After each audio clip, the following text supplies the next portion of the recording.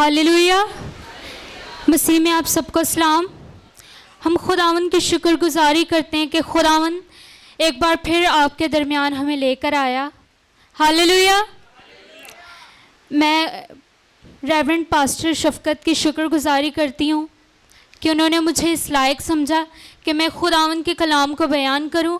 और सेकेंडली मैं थैंकफुल हूँ वाइस प्रेसिडेंट की और जनरल सेक्रेटरी की, और सेकेंडली हमारे सीनियर प्रेसिडेंट काशिफ भाई की कि उन्होंने सपोर्ट किया और खुदावंद के कलाम के लिए मुझे मौका बख्शा। हालेलुया। हम बाइबल मुकद्दस में से निकालेंगे दूसरा थिस्सलुनीकियों 2 बाब की 7 आयत। कोई पढ़ने में रहनुमाई कर दे।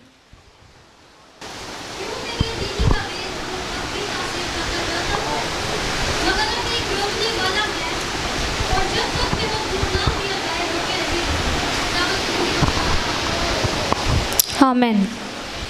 मैंने एक दिन खुदावंद से पूछा, मैं तब छोटी थी, मैंने एक दिन खुदावंद से पूछा कि खुदावंद अगर मेरे माँ बाप निजात याफ्ता ना होते तो मेरी ज़िंदगी या मेरे जो बहन भाई हैं सबकी ज़िंदगी कैसी होती। तो तब मैं छोटी थी, इतनी मुझे समझ नहीं थी, लेकिन आज उसी बात को मैं बयान करूँगी कि पौलुस क्यों इस बात पर जोर दे रहा है कि बेदीनी का भेद अब भी तस्सीर करता है। क्या बेदीनी का भेद अब भी तस्सीर करता है। मेरा आज का टॉपिक है बेदीनी का भेद। पौलुस ने इस बात पर इसलिए जोर दिया कि जो सबसे बड़ा इबादत में रुकावट है वो बेदीनी है। बेदीनी में से इंसान को निकालना सबसे बड़ा भेद है। अब भेद क्या है? भेद ये है कि जब इंसान के अंदर बेदीनी होती है तो वो कुछ नहीं कर सकता। बेदीनी एक ऐसा हथियार है जिसे अब इब्लीस इस्तेमाल करता है हमारे लिए, जिससे उसने मुकद्दसीनों को शिकार कर लिया, बादशाहों को शिकार कर लिया, नबियों को शिकार कर लिया, कलीसियाओं को शिकार कर लिया और यहाँ तक कि खादमीनों को भी शिकार कर लिया। ये बेदीनी है। और जो खुदाउन के साथ खुदाउन के खादमीन अटैच हैं वो इस बात को वाज़ेह तौर पर जानते हैं कि बेदीनी का क्या असर है और हमारी औलाद पर क्या असर होता है, और वो अच्छी तरह से जानते हैं और इस बात को अपने चर्चिस में बयान करते हैं। और आज इसी भेद को हम भी खोलेंगे और इस पर गौर करेंगे कि बेदीनी कैसे तासीर करती है। हालेलुया। हम जब शुरू में देखते हैं कि बेदीनी का आगाज़ कहाँ से हुआ, तो हमें पता चलता है कि ये बेदीनी का आगाज़ आदम से शुरू हुआ। आदम से इसलिए शुरू हुआ कि जो रूह ज़मीन तख्लीक हुई या जो नस्ल इंसानी ज़मीन पर बढ़ी है वो किससे बढ़ी है? आदम से बढ़ी है। कैसे बढ़ी है? आदम से बढ़ी है। और बेदीनी जो गुनाह के सूरत में हमारी नस्ल इंसानी में सराहियत कर रही है या कन्वर्ट हो गई है, वो कहाँ से शुरू हुई? आदम से। पैदाइश 4 बाब की 5 से 8 आयत में लिखा है कि जब उन्हें बाग़ अदन से बाहर निकाला तो हवा ने 2 बेटों को जन्म दिया, काइन और हाबिल को। काइन ने अपने भाई को हसद में आकर क्या कर दिया? कत्ल कर दिया, उसे मार डाला। और उसी पैदाइश को हम आगे पढ़ते हैं तो हमें पता चलता है कि जो काइन की औलाद थी लमक, उसने भी एक शख्स को कत्ल कर दिया। इससे हमें यही बात पता चलती है, ये कतई बात है कि एक ख़ानदान की फितरत भी होती है, खुसूसियात भी होती हैं और कुछ मिजाज और रवैये होती है जो नस्ल दर नस्ल चलते हैं। दाऊद लिखता है कि मैं गुनाह की ही सूरत में अपनी माँ के पेट में पड़ा। अब बच्चे को क्या पता होता है गुनाह क्या होता है, लेकिन वो कहता है कि मैं गुनाह ही की सूरत में अपनी माँ के पेट में चढ़। इसका मतलब है कि बेदीनी تاثیر کرتی ہے, وہ کام رکھتی ہے. جیسے ابلیس شروع سے کام کرتا ہے وہ آج بھی کام کر رہا ہے اسی طرح. اگر میں کہوں کہ آپ سے کوئی گناہ سرزد ہو جائے اور آپ اس سے ایسے توبہ کر لیں جیسے آپ کبھی اس کی طرف مڑ کر بھی نہ دیکھیں, تو میں کہہ سکتی ہوں کہ یہ گناہ یہیں دب جائے گا اور آپ کی نسل تک کنورٹ نہیں ہوگا. لیکن اگر آپ اس گناہ کو بار بار دہراتے ہیں تو یہ آپ کی فطرت بن جاتا ہے, یا آپ کی فطرت اور رویے میں آ جاتا ہے, اور یہ بار بار کیا جانے والا گناہ بن جاتا ہے, اور یہ آپ تک محدود نہیں رہتا بلکہ آپ کی نسل میں کنورٹ ہوتا ہے. کہاں؟ نسل میں کنورٹ ہوتا ہے. اگر کوئی شخص شریعت کو بار بار نہیں مانتا یا اس کی خلاف ورزی کرتا ہے تو اس کا انجام ہم دیکھتے ہیں کہ سلیمان بادشاہ نے کیا کیا. وہ ایک حکمت دار شخص تھا جس کے پاس اتنی حکمت تھی کہ لوگ اس کی حکمت کو سننے آتے تھے, اور لاسٹ میں اس نے کیا کیا, غیر قوم کی عورتوں کے ساتھ کیا کی, شادی کر لی, یا کہہ سکتے ہیں ان کا افیئر چل رہا تھا یا جو بھی. اس کے بعد جب وہ بوڑھا ہو گیا تو وہ جو گناہ تھا کیا اسی تک رہا؟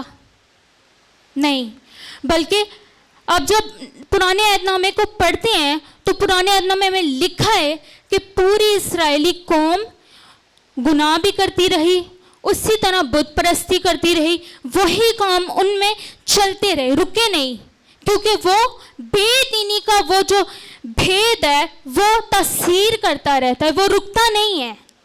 اگر ہم شجر نسب کو, خاندان کے شجر نسب کو اگر صاف نہ کیا جائے تو وہ کیا کرتا ہے, وہ آنے والی نسل کو تباہ کر دیتا ہے, اس کی کوئی حالت نہیں رہتی. ایک شخص ہے, اس نے مزے میں شراب پینا شروع کر دیا. سمجھے اس کی دوستی ہوئی, اس نے اپنے دوستی کے مزے میں شراب پینا شروع کر دیا, اور یہی اس کا بار بار کیا جانے والا عمل بن گیا.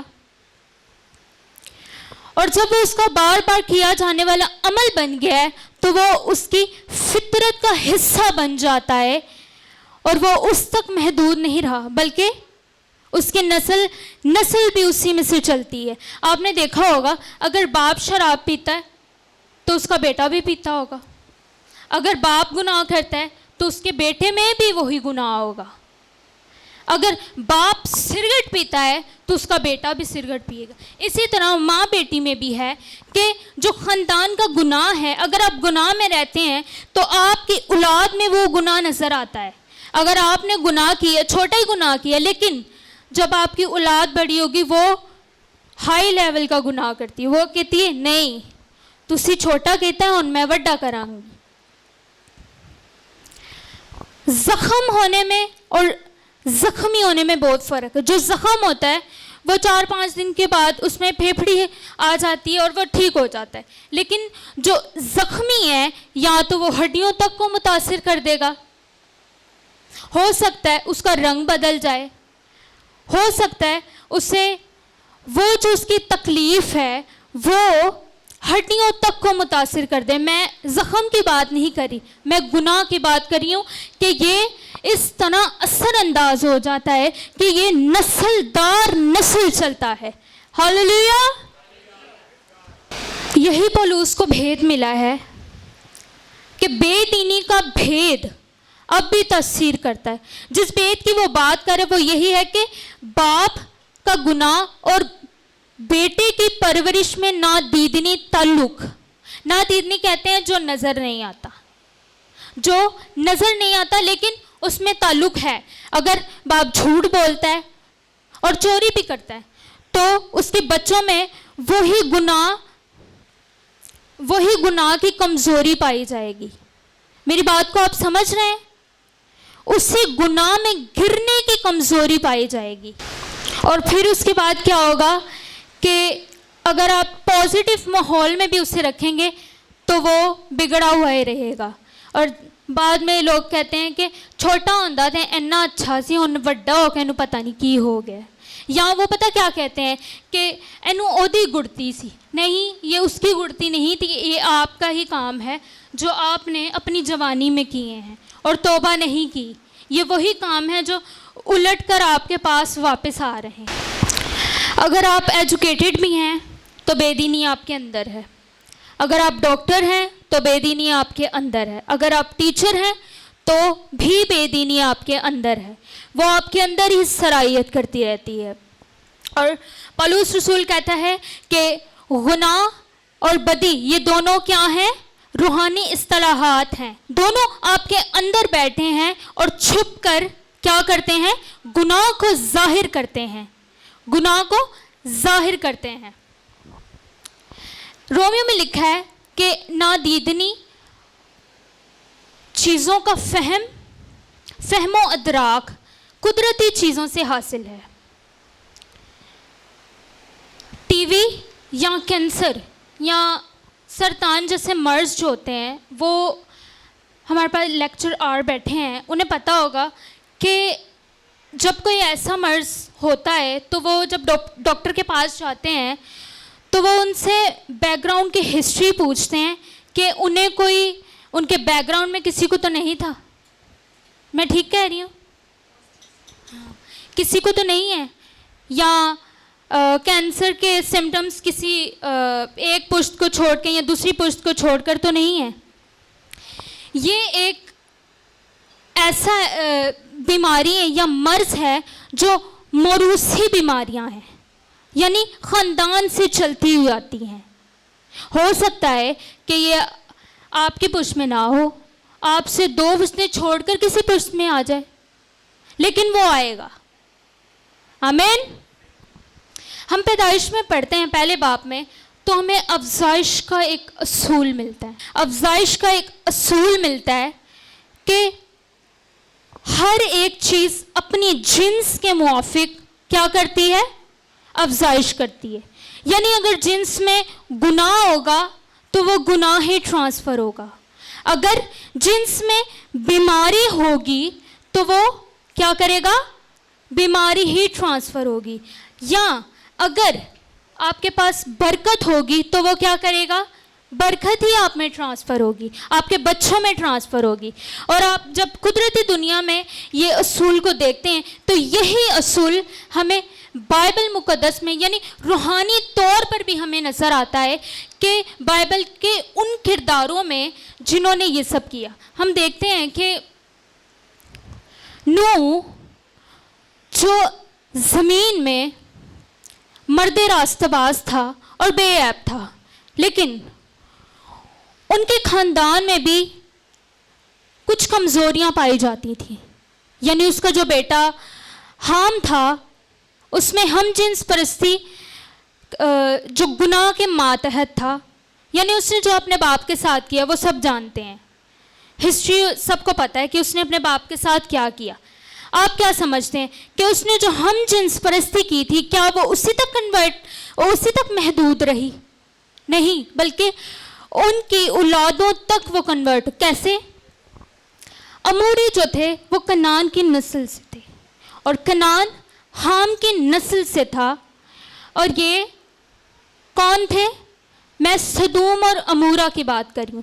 یہ کنعان کی اولاد تھے اور یہ کنعان کی ہی سرزمین میں رہتے تھے. یہ بات کو آپ سمجھ رہے ہیں؟ اور جب آپ نوح اور اس کا بھتیجا لوط کی سٹوری کو پڑھتے ہیں تو ان دونوں نے الگ الگ علاقوں کو چنا. لوط نے کس کو چنا؟ سدوم اور امورا کو چنا. اور وہاں کے لوگ کیا تھے؟ بت پرست, غیر معبودوں کی عبادت کرنے والے, اور ان میں ایک خاص گناہ پایا جاتا تھا جو تھا ہم جنس پرستی. اور وہ کہاں سے آئی تھی؟ وہ کیا انہیں ابھی یاد آیا تھا؟ نہیں, بلکہ جو اس کے باپ دادا نے کیا وہ وہی کر رہے تھے. جیسا میں نے آپ کو بولا کہ حام کی نسل سے تھے یہ سب. جب آپ دیکھتے ہیں تو اموریوں کے گناہ اس قدر اوپر چلے گئے کہ خداوند کو ایکشن لینا پڑا. اور میں سمجھتی ہوں کہ یہ بے دینی کا بھید یہیں پر ظاہر ہو گیا تھا. بے دینی کا بھید کیا ہو گیا تھا؟ یہیں پر ظاہر ہو گیا تھا. اور اتنی گناہ آلودہ زندگی اور ان کے باپ دادا سے جو گناہ چلتا ہوا آیا تھا، اس کی وجہ سے وہ کجوی اور اتنے ٹیڑھے پن کا شکار ہو گئے تھے کہ خداوند نے ایکشن لیا. اور خداوند نے ایسا ایکشن لیا کہ آپ سب جانتے ہیں کہ وہ جل کر راکھ ہو گئے اور ان کا آج تک کوئی نشان نہیں ہے. اور یہ آپ نہ سمجھیں کہ آپ سب بھی بچ جائیں گے. ہاللیلویا.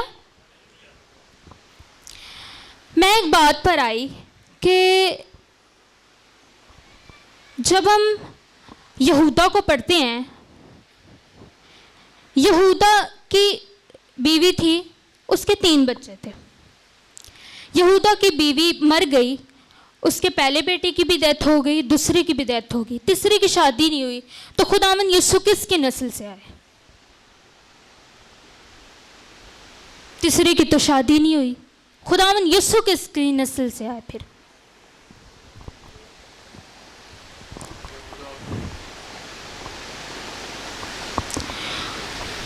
یہودا کی نسل جو چلی وہ تمر سے چلی.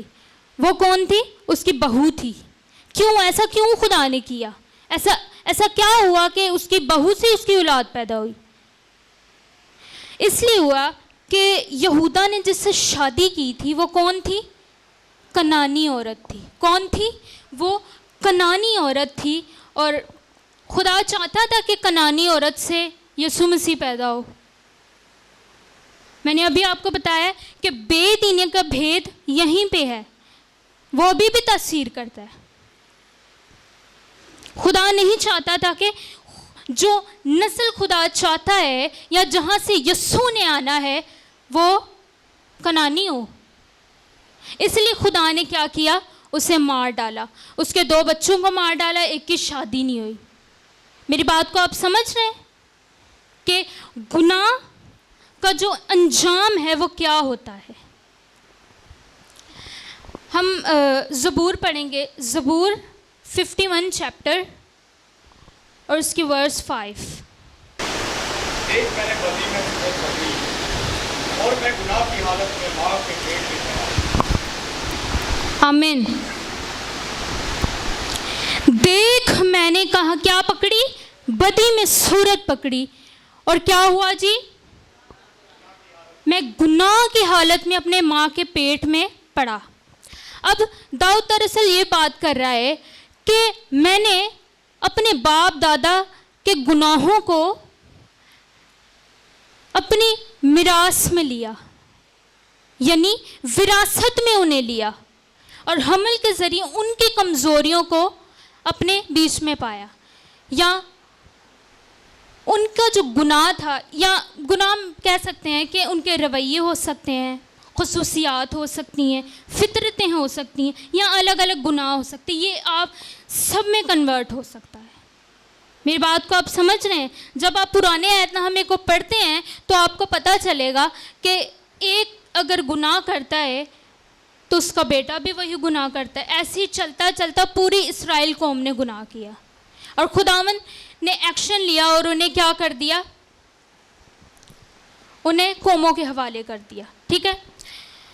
تو میں کہتی ہوں کہ ہمیں ٹینشن لینے کی ضرورت نہیں ہے، اور نہ ہمیں اس لعنت میں رہنے کی ضرورت ہے، کیونکہ ہم خداوند کو شکر کرتے ہیں کہ خداوند نے ہمارے لیے جان دی، اور ہمارے گناہوں کے باعث وہ کیا کیا گیا؟ کچلا گیا. اور اس نے ہمارے لیے برکت کے راستوں کو ہموار کیا، اور ہماری اولاد کے لیے برکت کو ہموار کیا، اور وہ سب جو برکت کے دروازے ہمارے لیے کھل گئے ہیں. اور جب ہم یسایہ میں پڑھتے ہیں تو وہاں لکھا ہے جو روح سے پیدا ہوتا ہے، یعنی یسوع سے پیدا ہوتا ہے، وہ سب کیا ہیں؟ خداوند یسوع کی نسل سے ہیں. اور جب ہم خداوند یسوع کی نسل سے ہیں تو آپ مجھے بتائیں کہ جب آپ کی اولاد ہوگی تو وہ کیسی ہوگی؟ کیسی ہوگی؟ کیا وہ گناہ میں ہوگی؟ مجھے بتائیں، کیا وہ گناہ میں ہوگی؟ کیونکہ آپ تو یسوع کی نسل سے، یسوع کے اندر کیا گناہ ہے؟ جب آپ کی اولاد ہوگی تو وہ بھی بابرکت اولاد ہوگی. ہاللیلویا. جیسے میں نے پیدائش میں کہا ہے کہ ہر چیز اپنے جنس کے موافق کیا کرتی ہے؟ افزائش کرتی ہے. یعنی اگر جنس میں گناہ ہوگا تو وہ گناہ ہی آگے ٹرانسفر ہوگا، اگر برکت ہوگی تو وہ برکت ہی آگے ٹرانسفر ہوگی. یہ آپ کا اپنا فیصلہ ہے کہ آپ خداوند یسوع کو قبول کرتے ہیں یا نہیں، یا آپ خود بھی گناہ میں رہتے ہیں یا اپنی اولاد کو بھی گناہ میں. میں نے شروع میں کہا کہ میں نے خداوند سے پوچھا کہ اگر میرے ماں باپ نجات یافتہ نہ ہوتے تو میری زندگی کیسی ہوتی. تو آپ بتائیں کہ اگر آپ کے ماں باپ گناہ میں ہوتے یا خداوند یسوع کو قبول نہ کرتے تو آپ کی زندگی کیسی ہوتی. اور آپ نے انجام دیکھا کہ خداوند نے انجام ان کا کیا کیا، اور خداوند اب چھوڑے گا نہیں کسی کو بھی. اگر اس نے پرانے عہد نامے میں کسی کو نہیں چھوڑا تو وہ اب بھی چپ ہے، کیونکہ خداوند یسوع کے خون کے وسیلہ سے وہ چپ ہے. آمین. اس کلام کے وسیلہ سے آپ کو خداوند برکت دے. اور میں ریورنڈ پاسٹر شفقت سے کہوں گی کہ وہ آئیں اور تھوڑے سے آسان طریقے سے انہیں سمجھائیں. پریز گاڈ. آئے ہم زوردار تالیاں اپنی بیٹی کے لیے بجائیں گے.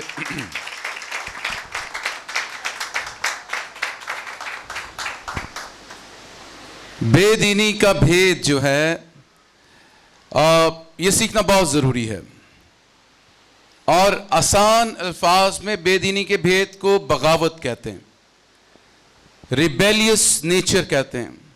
یعنی ایسی فطرت جو انسان کو خدا کے قانون سے خارج کرتی ہے. ہم خدا کے احکامات و قوانین اور خدا کی مرضی یا اس کی خواہش کے مطابق نہیں بلکہ اس سے مخالف سمت بڑھتے چلے جاتے ہیں.